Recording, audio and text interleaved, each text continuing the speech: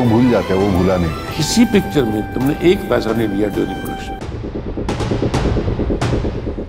সময় বদলায় কিন্তু কিং কখনো ম্লান হয় না। তার দৃষ্টি এখনো তীক্ষ্ণ, তার উপস্থিতি এখনো ঝড়। 60 বছরেও তিনি আগুন।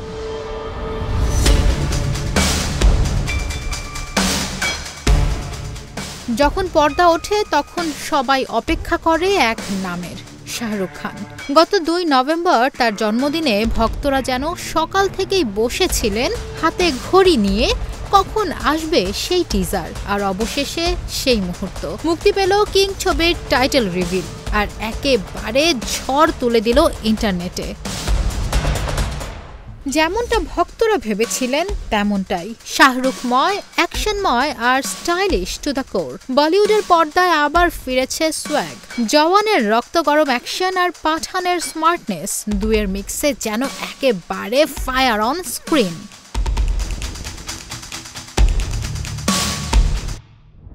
নেট পাড়া তো ইতোমধ্যেই পুড়ে ছারখার। কেউ বলছেন এটাই বছরের সেরা কামব্যাক, কেউ আবার শাহরুখের নতুন লুক দেখে লিখছেন ওএমজি 60-এও এমন চার্ম।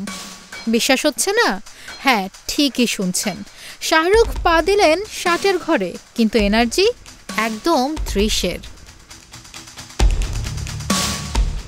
শুধু শাহরুখ নন, কিং এর কাস্টও একেবারে রাজকীয়।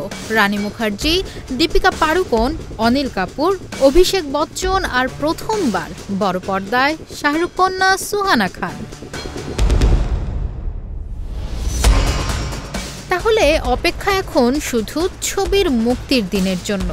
কিং আসছে, আর যখন কিং আসে তখন রাজত্ব তো হবেই। It's showtime. Nisha Mahmuda, independent digital.